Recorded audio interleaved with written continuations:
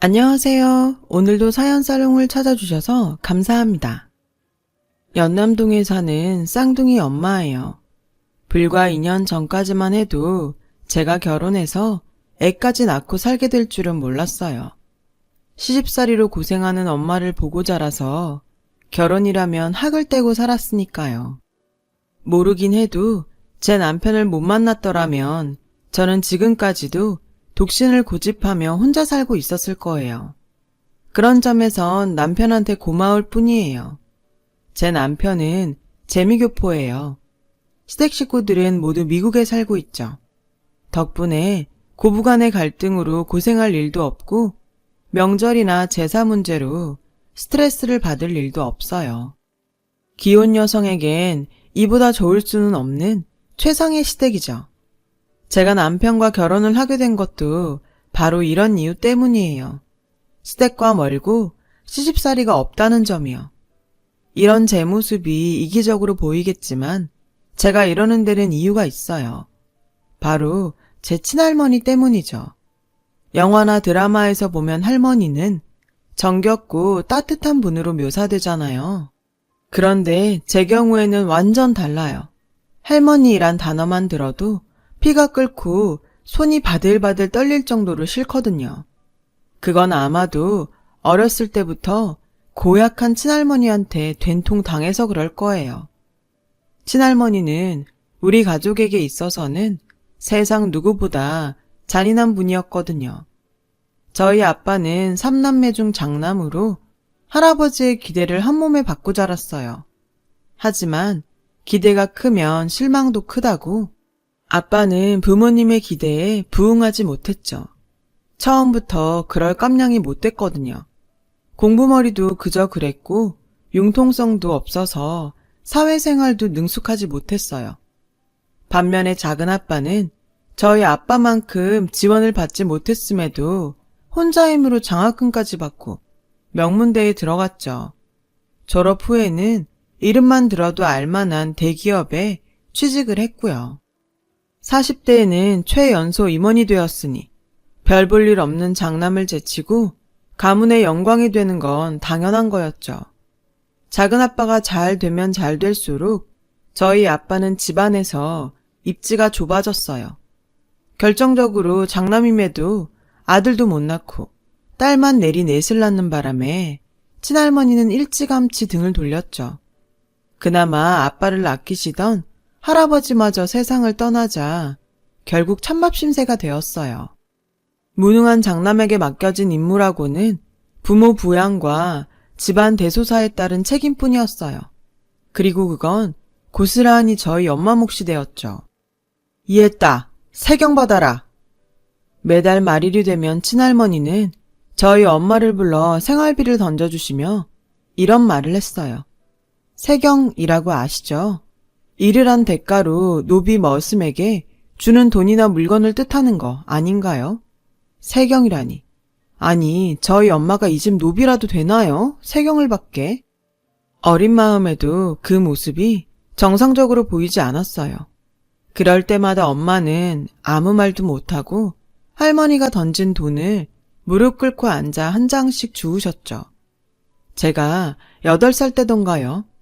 돈을 줍고 있는 엄마가 너무 불쌍해서 할머니한테 따진 적이 있어요. 할머니, 우리 엄마가 거지예요? 왜 엄마한테 돈을 던져요? 자꾸 엄마한테 이러시면 저도 나중에 할머니한테 용돈 던져드릴 거예요.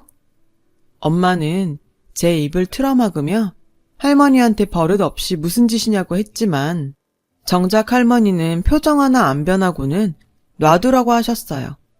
됐다. 꼴에 성질 있다고 덤비는데 아직 지주제를 몰라 그러는 걸 누굴 탓하겠냐?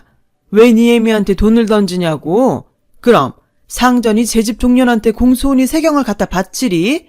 니 애비나 애미는 이 할미한테는 하등 필요 없는 혹이다 혹. 내 돈 빨아먹는 존벌레만도 못한 것들이라고. 애미 너도 입 있으면 말해봐라. 네가 시집와서 우리 집에 해준 게 뭐냐? 밥죽 내는 기집애를 넷이나 싸지른 거. 그거 말고 한 게 뭐 있냐고. 남편 벌이가 안 되면 너라도 나가서 돈벌이를 하던가. 그것도 아니면 입이라도 줄였어야지.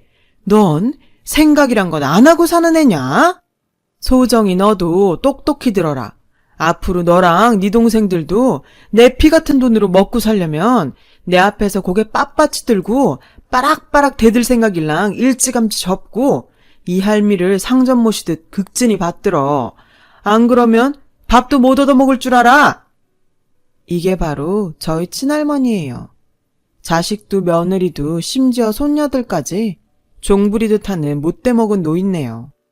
솔직히 저는 이런 할머니보다도 저희 부모님이 이해가 안 갔어요. 이런 대접을 받으면서 왜 할머니를 모시고 사는지 이유를 모르겠더라고요.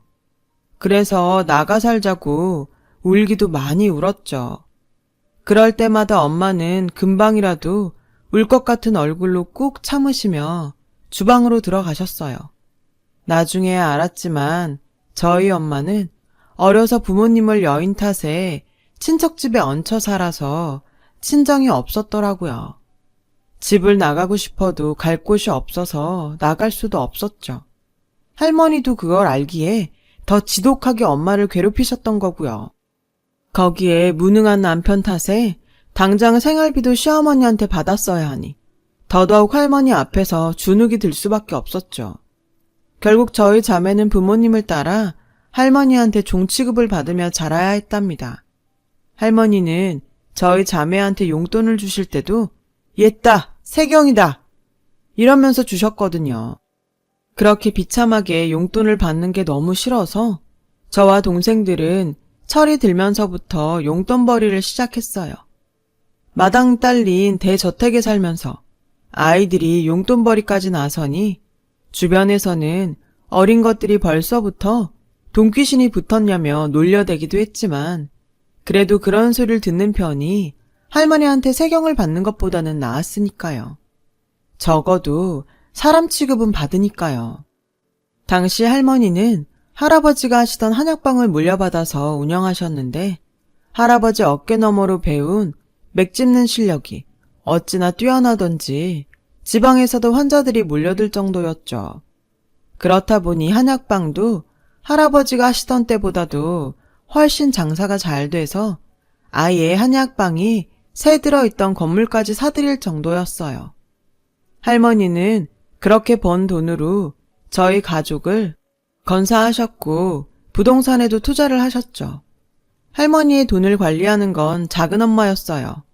작은엄마는 70년대 강남개발 당시 땅을 팔아 떼돈을 번 벼락부자의 고명딸로 부친의 영향을 받아 땅 투기로 돈 꽤나 쥐고 사는 사람이었어요.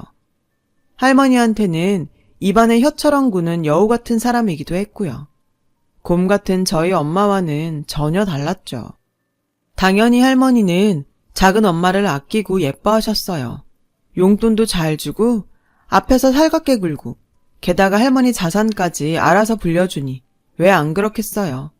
거기다 결정적으로 아들 손주를 둘이나 낳아주었으니 말 다 했죠. 할머니의 총애를 받던 작은엄마는 할머니만큼이나 저희 엄마를 무시했어요. 명절이나 제사 때도 설거지 한 번을 안 하면서도 할머니 앞에서 음식 타박까지 해댔죠. 형님, 전복을 이렇게 바싹 구우면 어떡해요. 기껏 어머님 드리려고 크고 비싼 걸로 보냈더니 다 망쳤네. 형님 친정에선 전복도 안 먹어보고 살았어요. 이걸 다 어째. 저희 엄마한테 친정이 없는 걸 알면서도 말끝마다 엄마 친정을 들먹거렸어요. 그러면 기다렸다는 듯 할머니가 끼어들어 한 소리씩 보태셨죠. 제가 어디 그럴 친정이라도 있더냐? 고기도 먹어본 놈이 먹는다고 뭘 먹어봤어야 제대로 음식을 하지. 괜히 작은 애 돈만 썼구나. 큰애 너 뭐하니? 작은 애한테 사과 안 하고. 아주 쌍으로 저희 엄마를 괴롭히는데 생각 같아선 동생들이랑 같이 달려들어 머리채라도 잡고 싶었지만 그랬다가는 오히려 저희 엄마가 더 힘들어질까봐 꾹 참아야 했어요. 이런 지옥 같은 생활은 제가 대학을 졸업하고 회사에 다닐 때까지 이어졌어요. 그런데 모든 일에는 끝이 있다고 우리 가족의 종살이도 엔딩을 맞게 되었죠. 막내 동생까지 대학에 들어가자 드디어 자신만의 시간을 갖게 된 엄마는 구청에서 하는 문화센터에 다니셨어요. 붓글씨며 퀼트, 그 밖에도 이런저런 강좌를 수강하셨는데 그러다가 부동산 경매 강좌를 듣게 된 거예요. 1년을 꼬박 달려들어 공부하던 엄마는 강사의 추천으로 빌라를 낙찰받게 되었죠. 시세보다도 말도 안 되게 저렴한 가격으로요. 그런데 그 사실을 안 할머니가 엄마의 머리채를 잡고 욕설을 퍼부으며 도둑으로 몰아세우지 뭐예요. 엄마가 당신 돈을 훔쳐 집을 샀다는 거죠. 니까 년이 무슨 돈이 있어서 집을 사? 네가 나 몰래 내 돈 빼돌려서 산 거 내가 모를 줄 알고 그래. 내놔라 이 도둑년아. 이게 이젠 상전돈까지 손을 대? 그때였어요. 그동안 늘 참고 살아왔던 엄마가 할머니를 똑바로 쳐다보며 소리쳤어요. 누가 상전입니까? 왜 어머님이 제 상전이에요? 누가 어머님한테 그럴 권리를 줬는데요? 저요, 그동안 할 만큼 했습니다. 무능한 남편 만난 탓에, 아들 자식 못 낳은 탓에, 말도 안 되는 집구석에 시집 온 탓에 죽은 듯이 살았다고요. 제가 정성 다해 어머님을 모시면 언젠가 어머님도 알아주실 줄 알았어요. 그런데 제가 사람을 잘못 봤네요. 기대라는 건 사람한테 해야 하는 건데 어머님은 사람이 아니시네요. 개 돼지만도 못한 짐승이네요. 그래서 더는 안 참을랍니다. 그리고 저요, 집 사는데 어머니 돈 한 푼도 안 건드렸어요. 그 집은 우리 애들이 어려서부터 고사리 손으로 한 푼 두 푼 모은 돈에 쟤들 월급 모은 걸로 산 겁니다. 그러니까 억지 좀 그만 부리시라고요. 엄마는 얼굴이 벌개지도록 소리쳤어요. 그 모습에 할머니는 적잖이 놀란 눈치였죠. 하지만 순순히 물러서지는 않았어요. 이년이 어디서 눈을 똑바로 뜨고 상전한테 대들어? 너 내 집에서 내 쫓기고 싶어? 그놈의 상전. 제발 그만 좀 하시라고요. 저요, 어머니 몸종 아니에요. 그러니까 이런 말 들을 이유 없다고요. 그리고 어머님이 나가라고 안 해도 저희 이 집 나갈 거예요. 그러니 걱정 마세요. 다리미 판잣집인들 이 집 구석보다 마음이 불편하겠어요? 빌어먹어도 어머님 돈보다는 낫겠죠. 그렇게 우리 가족은 할머니 집을 나왔어요. 지방에서 기숙사 생활을 하시던 아빠는 전화로 이 사실을 전해 들으셨고 말없이 한숨만 푹푹 쉬시다가 체념한 듯 알았다고 하셨어요. 아빠는 회사에 월차를 내고 이삿날에 맞춰 서울로 올라오셨어요. 그 사이 엄마와 우리 네 자매는 이삿짐을 싸놓았고요. 포장이사는 가격이 어마어마해서 용달을 부르고 인부를 사서 이사를 했어요. 돈도 돈이지만 들고 나올 짐이 별로 없었거든요. 할머니는 혹여 우리가 당신 돈으로 산 물건을 들고 나갈까봐 도끼 눈을 뜨고 나와 지켜보셨어요. 그리곤 앞으론 이 집에 발도 들일 생각 말라고 엄포를 놓으셨죠. 그러자 지금껏 말 한마디 없던 아빠가 작정한 듯 한마디 했어요. 네, 그럴 생각입니다. 저도 더 이상 이 사람 가슴에 못 박는 짓 못하겠어요. 그러니 어머니도 다시는 이 사람을 며느리로 볼 생각은 마세요. 저도 아들로 볼 생각 마시고요. 그동안 저희 가족 돌봐주셔서 감사드리고 몸 건강히 만수무강하세요. 아빠의 담담한 마지막 인사에 할머니는 쌩하니 방으로 들어가셨어요. 소파, 냉장고 등 집기들은 할머니 거라서 우리가 들고 나온 건 책상과 옷장, 책과 옷가지 정도가 고작이었어요. 전기밥솥부터 신발장까지 모두 새로 사야 할 정도였으니까요. 경매로 산 집은 우리 6 식구가 살기에는 너무도 비좁았어요. 방도 2개뿐이었고요. 아빠가 회사 때문에 지방에 계셔서 그나마 다행이었죠. 이사를 한 그날 우리 가족은 거실에 신문지를 펴고 짜장면을 시켜 먹었어요. 막내 동생은 이제 할머니 눈치 안 보고 TV도 볼 수 있다고 엄청 신나하더군요. 다른 동생들도 마찬가지였죠. 하지만 누구보다도 표정이 밝은 건 엄마였어요. 이삿짐 정리에 청소까지 하느라 힘드셨을 텐데도 얼굴에서 웃음이 떠나지 않더라고요. 아빠는 그런 엄마한테 무능한 남편 때문에 고생 많았다고 미안하다시며 엄마의 어깨를 톡톡 두드려 주셨어요. 그 바람에 엄마는 울음을 터뜨렸죠. 그 울음에는 지난 30여년간의 서름이 고스란히 묻어있는 것 같았어요. 애교가 많은 막내동생은 엄마한테 또르르 달려가 애교를 떨어댔고 결국 엄마의 울음은 금세 웃음으로 바뀌어 버렸어요. 그래, 내가 내 딸들 덕에 산다. 참, 앞으로는 허리띠 졸라매야 하니까 다들 반찬 투정은 할 생각 마. 버는 족족 엄마한테 가져오는 것도 잊지 말고. 특히 당신, 명심해. 호랑이 없는 굴에 여우가 왕이라고 할머니한테 벗어나니 엄마의 독재가 시작됐지 뭐예요. 그래도 이런 상황이 싫지 않았어요. 이게 다 사는 재미다 싶었으니까요. 그날 우리 6 식구는 거실에 요를 펴고 다 같이 모여서 잤어요. 밤새 수다를 떨면서요. 저는 아빠가 그렇게 말이 많은 사람인 줄은 그때 처음 알았다니까요. 첫 경매로 산 빌라를 시작으로 엄마는 본격적으로 부동산 경매에 뛰어들었어요. 아빠의 월급과 우리 자매들의 월급으로 엄마는 이후 몇 개의 빌라를 더 샀고 그 빌라에 세를 놓거나 되팔아서 목돈을 만들어 나갔죠. 그렇게 10년 가까이 경매 부동산으로 돈을 굴린 엄마는 드디어 상가 건물을 손에 쥐게 되었어요. 그러던 어느 날 세입자가 집으로 전화를 했더라고요. 사정이 있어 그러니 이번 달 월세를 다음 달까지 미뤄달라는 부탁 전화였죠. 그런데 평소 엄마 모습과 달리 찬바람이 쌩쌩 부는 목소리로 오늘 직접 가게로 찾아갈 테니 얼굴 보고 얘기하자고 하더라고요. 낯선 엄마의 모습에 저랑 동생들은 많이 놀랐어요.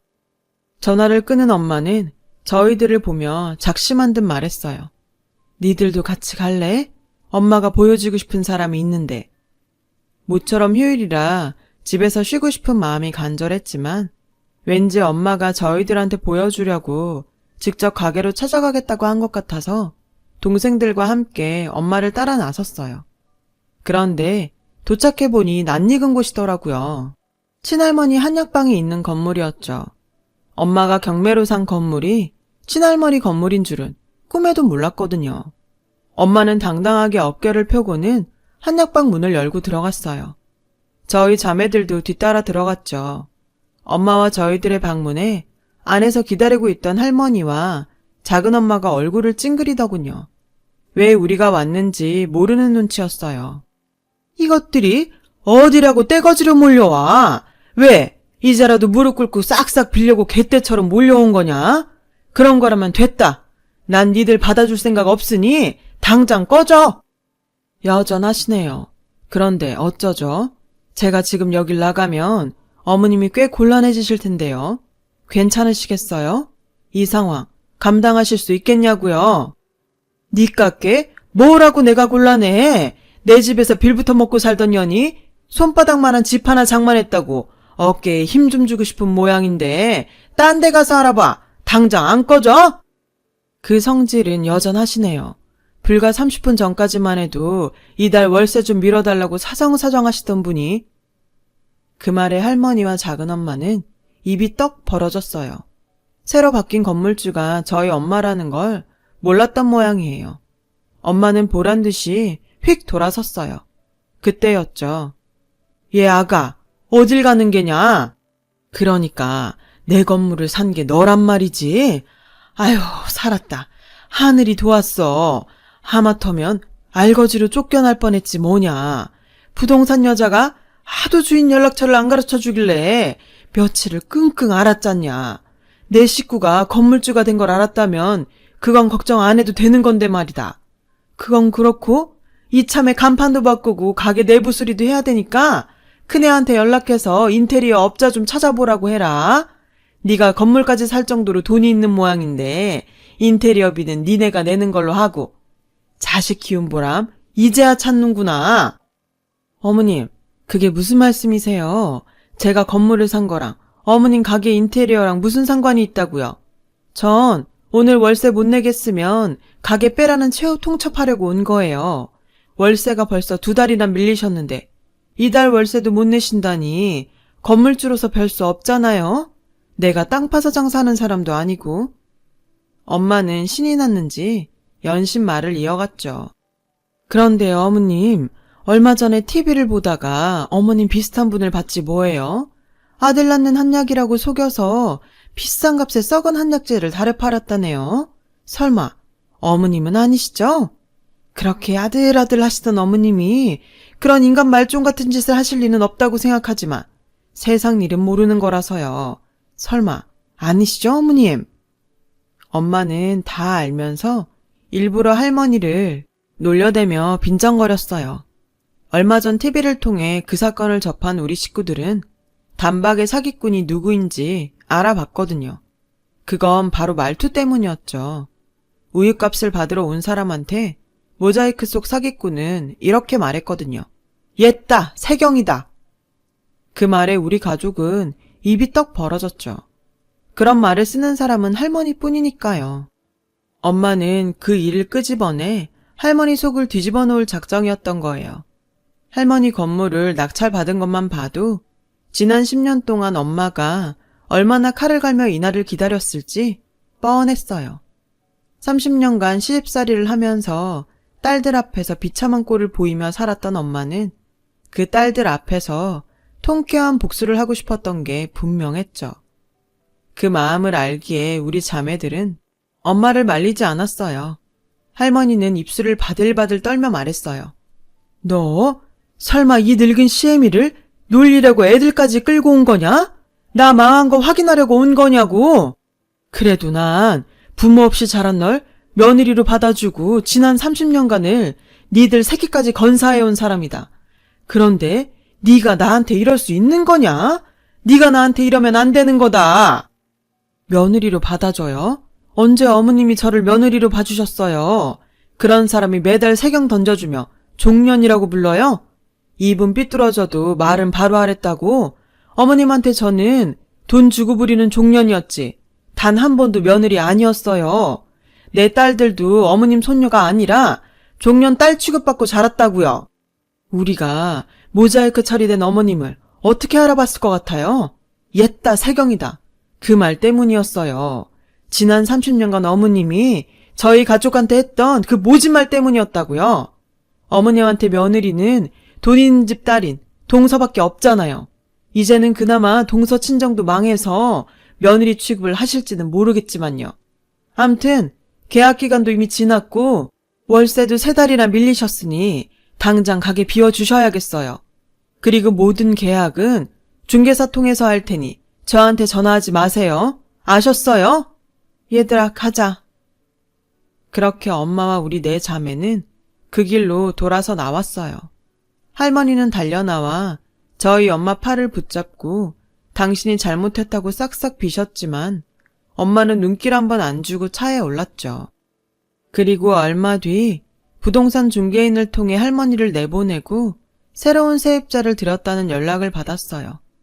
그날 엄마는 욕실에서 한참을 우셨어요.